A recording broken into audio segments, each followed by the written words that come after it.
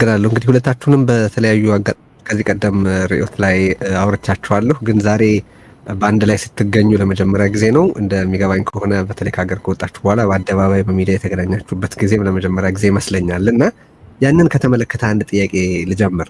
ከሁሉ በፊት የእናንተ እዚሁ እንዲህ ባለ መልኩ መገኘት ስለ ፖለቲካው ምን እንደሚናገር ልጠይቃችሁ ፈልጌ ነው። በሁለት መንገድ፣ አንድ በአሁኑ ወቅት እየተካሄደ ካለው እንቅስቃሴ አንጻር የእንዲህ መሰል ጥምረቶችንም ፋይዳ ለማየት ይረዳል እና ሁለተኛው ግን ዋናው በአገር ውስጥ ያለው ፖለቲካ ሁኔታስ ምን መምሰሉን ያሳያል። ለምሳሌ ጃዋር ከውጭ ሆነህ በሚዲያ እና በሌሎች መንገዶች ስትታገል ቆይተህ ወደ ሀገር በኋላ የታሰርክ እንዲሁም የተሰደድክ እንደሆነ ይታወቃል።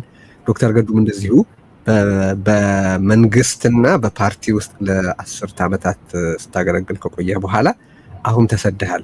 በአደባባይም ቢሆን እንዲህ ባለ ሁኔታ መገናኘታችሁ ባለፉት ዓመታት ከውጭ የገባችሁትንም ከውስጥ የነበራችሁትንም የገፈተረ ፖለቲካዊ ሁኔታ ምን ሐሳብ ይጭርባችኋል ማለት ፈልጌ ነው። አብይ ኢንዲስክሪሚኔት ኦፌንደር ብቻ ተብሎ የሚታለፍ ነው? ጃዋር ካንተ ልጀምር።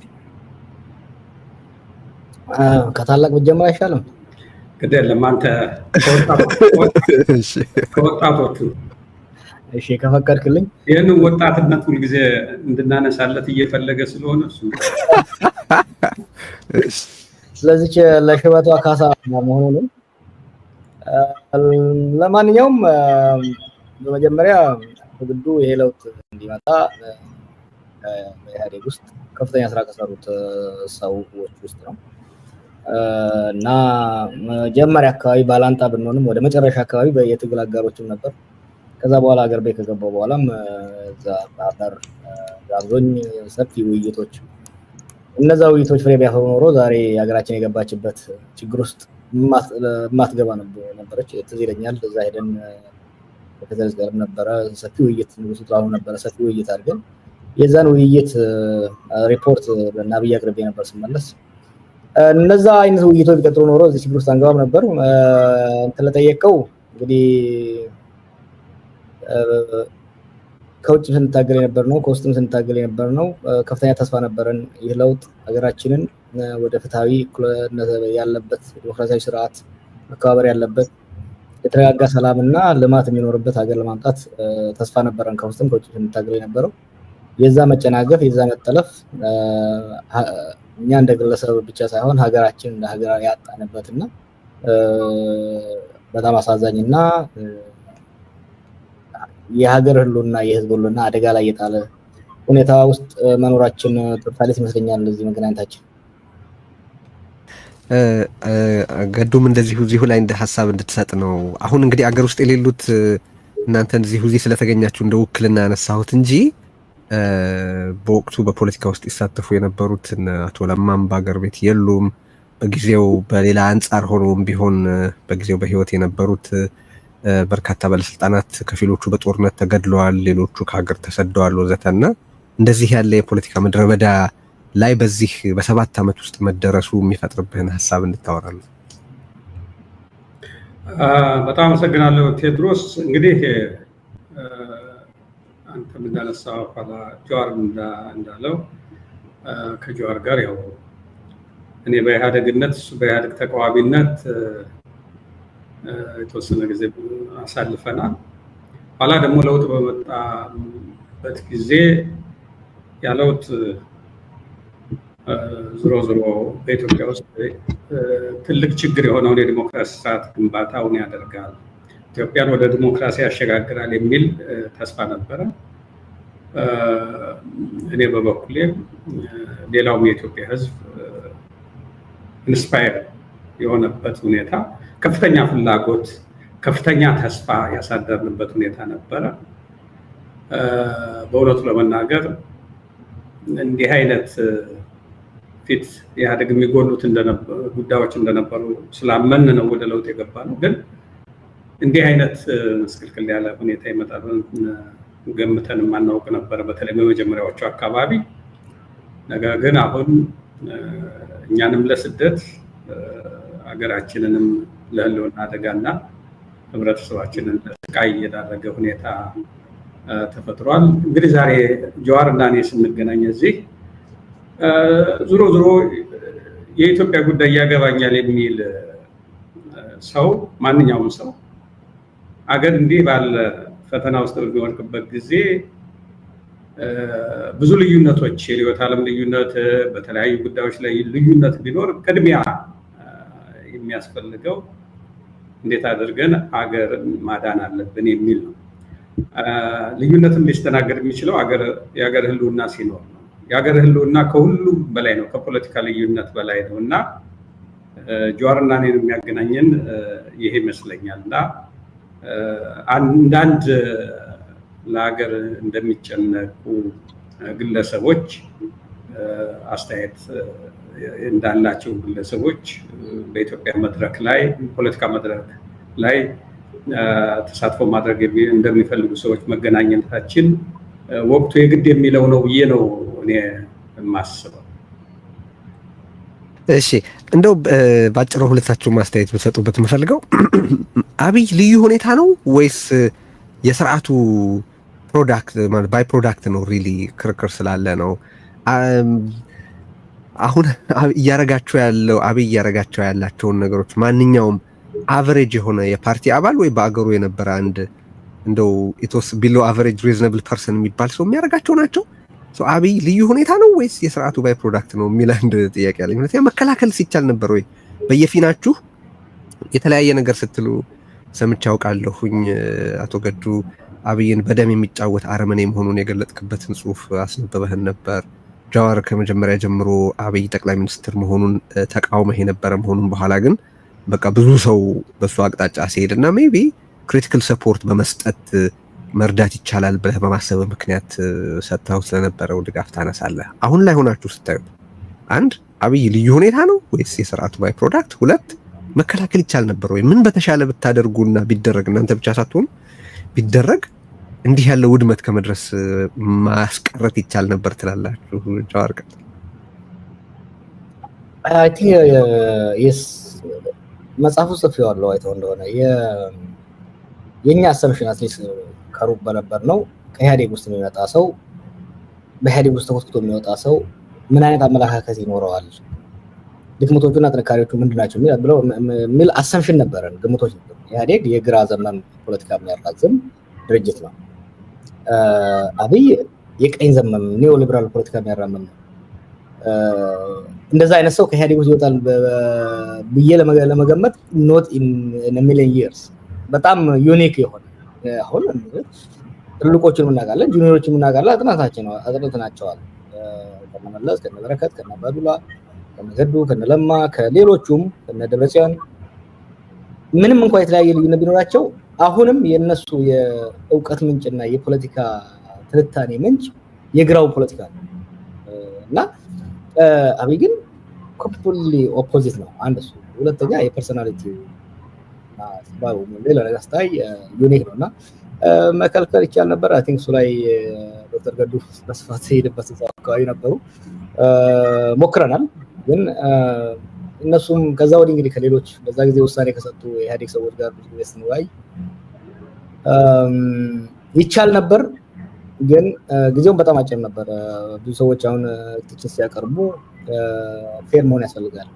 this whole thing transpired in less than a year እኮ 6 ወር ምናምን በሚሆን ጊዜ ውስጥ በጣም በፍጥነት ጊዜውን የተላለፈው አዲስ መሆኑ በፖለቲካ ፊልድ ላይ ለረጅም ጊዜ በግንባር ቀደምነት አለመታወቁ እድል ሰጥቶታል። የማጭበርበር ችሎታው ደግሞ በዛ ላይ ፕላስ ነበረ። እንግዲህ እዚህ ላይ በወቅቱ የነበሩት ሊጨምሩ ይችላሉ። እሺ ገዱ ቀጥል። እምልህ የአብይን ያመጣው የኢህአዴግ መዳከም የኢህአዴግ መዳከም ውጤት መሆኑ ላይ ምንም ጥርጥር የለኝም። ነገር ግን በአብይ በሚያደርገው ሁኔታና የኢህአዴግን ፖለቲካል ቫሊዩስ ወስደን በምንመለከትበት ጊዜ በእውነቱ ለመናገር ኢህአዴግ ውስጥ ለአንድ ዓመትም ለሁለት ዓመትም የቆየ ሰው በተለይ የኢህአዴግ ፕሮግራም ገብቶት ለአንድ ዓመት ለሁለት ዓመት የቆየ ሰውም አብይን መሆን አሁን የሆነውን መሆን ይሆናል ብለህ መገመት እጅግ አስቸጋሪ። ኮምፕሌትሊ ከኢህአዴግ የፖለቲካ መንፈስ በተቃርኖ ምሳሌዎችን ማንሳት ይቻላል። ኢህአዴግ ህዝብን የሚመለከትበት አለ። ከህዝብ አኳያ ለምሳሌ ኤሊቱንና የገጠሩን ህዝብ በጠቅላላ የኢትዮጵያን ህዝብ የሚመለከትበት ሁኔታ አለ። ምንም አይነት ኮምፕሮማይዝ የማያደርግባቸው መስመሮች አሉ። ከዚያ አኳያ ህዝቡ ጋር የተያያዘ ከአርሶ አደሩ ጋር የተያያዘ ህዝብን በአግባቡ ካልተያዘ ከፍተኛ ቀውስ ውስጥ እገባለሁ ብሎ በተወሰነ ደረጃ የሚፈራ እና ያለችውንም አቅሙን ገጠሩን ለመጥቀም በተለይም ሰፊውን ህዝብ ለመጥቀም ነው። ኢትዮጵያ ውስጥ መቁጠር ከእንትን ካልክ ትምህርት ቤቶቹን ብትቆጥር፣ የጤና ተቋማቱን ብትቆጥር፣ መንገዱን፣ ውሃውን፣ የዩኒቨርሲቲዎቹን፣ ሌላውን ኢንፍራስትራክቸር ብትቆጥር የነበረችውን ሁሉ ገንዘብ ለለግዠሪ ወይም ደግሞ ኢቨን ከተማ ላይ ላለ እንትን እንኳን አይደለም፣ አብዛኛውን ገንዘቡን ወደ ገጠር ነው የሚያደርገው። ያ የሚመነጨው ምንድነው? ከህዝቡ ጋር ባለው አታችመንት ነው። ፕሮግራሙ ማህበራዊ መሰረቴ ነው ብሎ የሚያስበው ህዝቡ ነው። በሌላ መልኩ እንደገና ደግሞ የህዝብን እንቅስቃሴ ኢህአዴግ የሚመለከትበት ሁኔታ ነው። በተወሰነ ደረጃ ለምሳሌ በተለይ ኋላ የኢኮኖሚ እድገት እየመጣ ከ97 ምርጫ በኋላ ሞር ጎልቶ የወጣው ዲማንዲንግ ህብረተሰብ መፍጠር አለብን የሚል ነው። ይሄ የሚያዋክባል አይደል? ይሄን ልማት አምጡ፣ ይሄንን እንትና፣ ይሄ መልካም አስተዳደር ችግር አለ ብሎ መንግስቱን ወጥሮ የሚይዝ ህብረተሰብ ያ በሚሆንበት ጊዜ እኛ እንዳንበላሽ ያደርገናል። ተቃዋሚ ፓርቲ በጣም ጠንካራ ስለሌለ ብዙ የፖሊሲ ሀሳቦች እየመጡ ክርክር እየተደረገ እንደዛ አይነት ሁኔታ ፓርቲዎች እየተቀያየሩ ስልጣን የሚይዙበት ሁኔታ ስለሌለ ዞሮ ዞሮ ልጓም የሚሆነው ሰፊው ህዝብ ነው የሚል አስተሳሰብ ነው። አሁን እነዚህን ሁለቱም ብቻ ወስደህ በምትመለከትበት ጊዜ አብይ የሰፊውን ህዝብ አቅም እንደ አቅም አይመለከትም። ለህብረተሰቡ በተለያየ ጊዜ የሚናገራቸው ሁኔታ ስታይ ያው ብለህ እንኳን አይደለም በኢህአዴግ ደረጃ የቆየ ሰው ማንም ፖለቲካ ውስጥ እና የፖለቲካ ስልጣን ይዤ እቆያለሁ የሚል ኃይል ለህብረተሰብ በዛ ደረጃ ዝቅ አድርጎ የሚመለከት ሁኔታ የለም። በሌላ የሪሶርስ ብክነቱን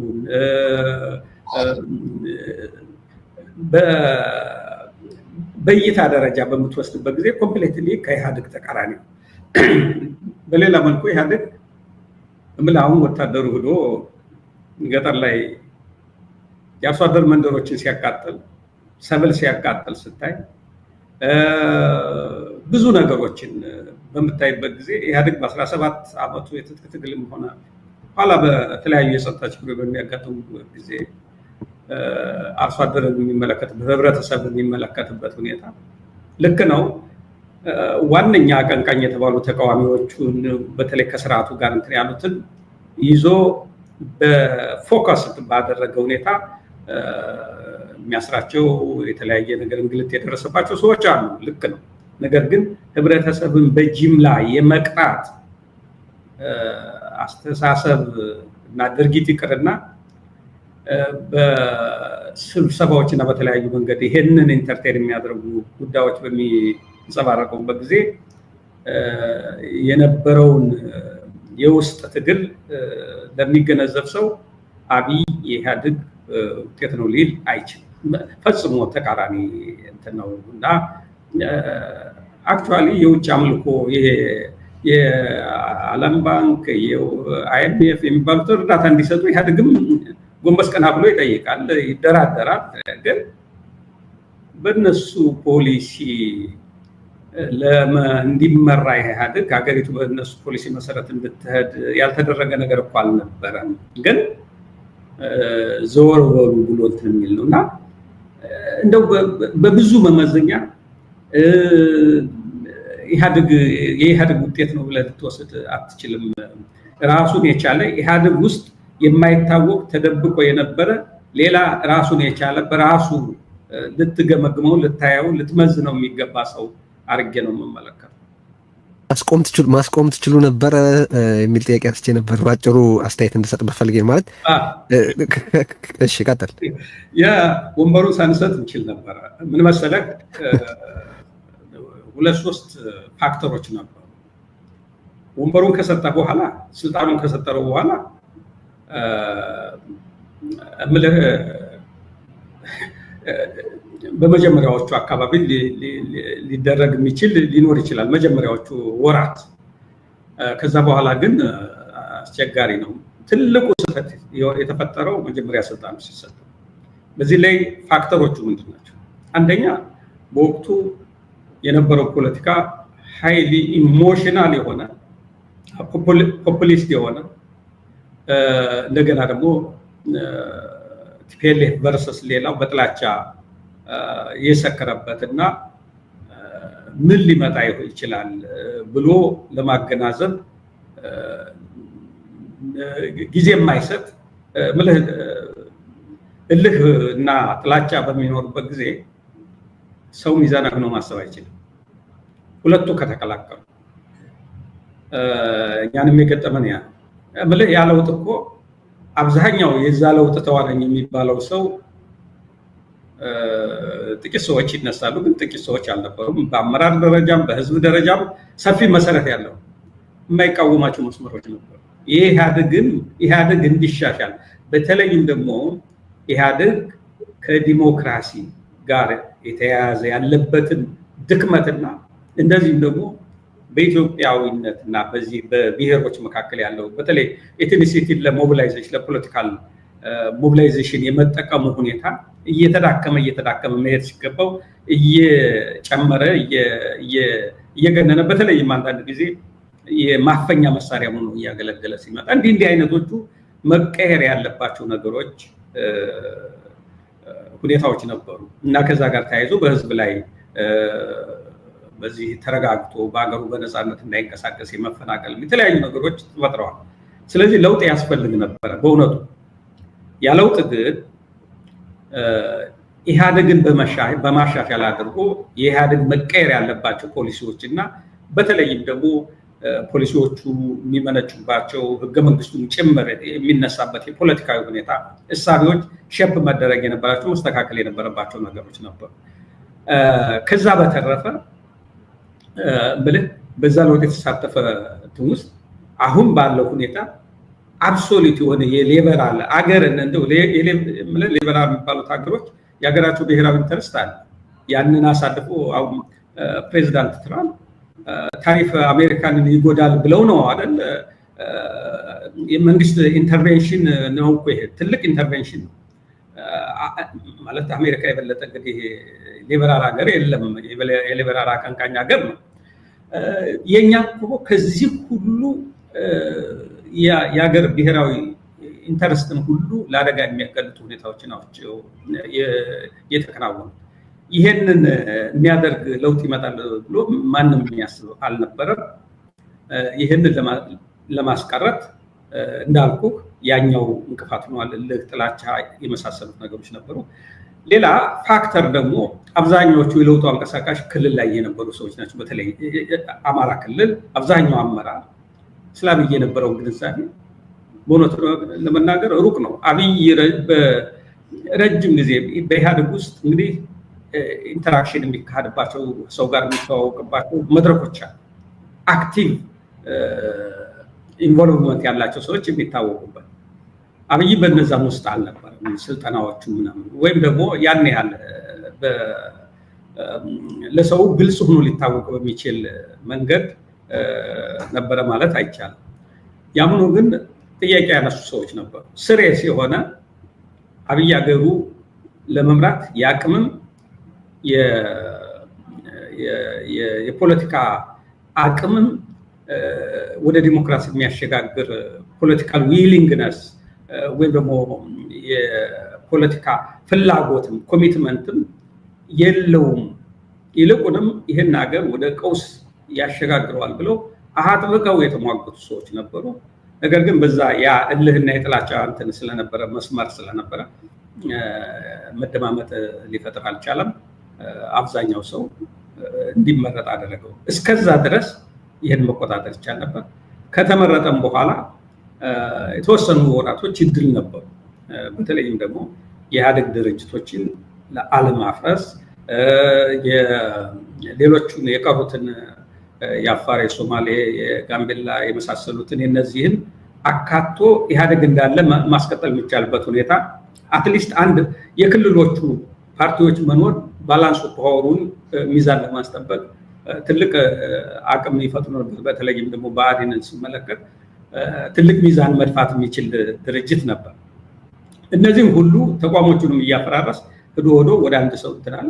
ኋላ ቢከፋውም አብዛኛው ሰው ወደ ጥፋት እያመራ ቢሆንም አንድ ፋክተር ያላነሳሁት አለ።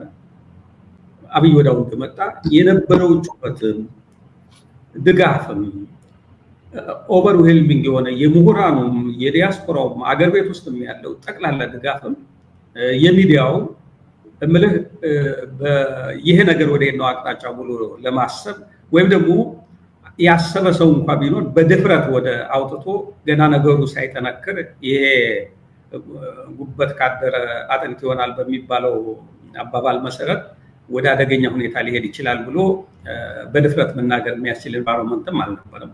ፖለቲካል ኢንቫይሮንመንቱም የራሱ ከባድ የሆነ ነገር ነበር። በሚገባ አንድ እንግዲህ ጀዋር አንዴ ስትጽፍ አብይን ለይታችሁ ታጠቃላችሁ የሚል ጥያቄ ከለገሰት ሁሉ በተዘዋዋሪም ቢሆን ተነስቶ የጻፍከው ነገር ነበረ። ምክንያት አለን ብለህ የዘረዘርከውን ነገር አንብቤያለሁና አሁን ስንነጋገር ግለሰብ ላይ ተተኩራላችሁ እንደዚህ የሚሉ ሰዎች አሉ። ከሉዊስ 14ኛው ከፈረንሳዩ ንጉስ በከፋ ደረጃ በተግባሩ በንግግሩ በምኑ ሁሉ አም ዘ ስቴት እያለ ያለ ግለሰብ ነው። በሁሉም ጉዳዩ ላይ ራሱ ለመወሰን ራሱ የሁሉ ነገር መልካም ምንጭ፣ ማናቸውም በጎ ያልሆኑ ነገሮች ደግሞ ከእርሱ የማይመነጩ አድርጎ እንዲሳል ለማድረግ እየጣረ ያለ ግለሰብ ነው። በዚህ ምክንያት በአሁኑ ወቅት ስለ አብይ ማውራት፣ ስለ መንግስት ማውራት፣ ስለ ሀገሩ ህልውና ማውራት የሆነበት አሳዛኝ ሁኔታ ተፈጥሯል።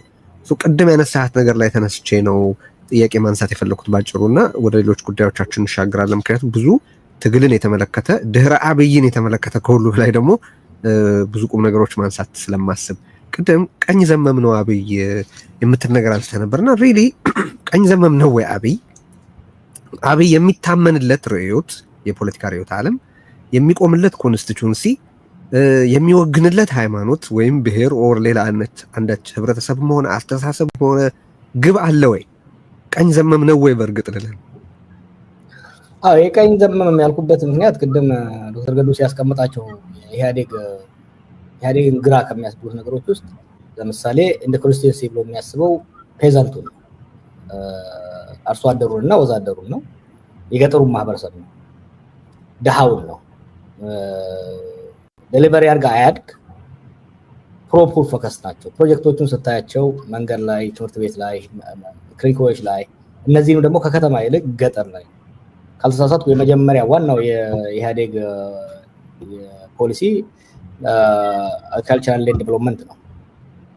ግብርና መር ልማት ነው። ግብርና መር ኢንዱስትሪያላይዜሽን ኤግዛክትሊ። እና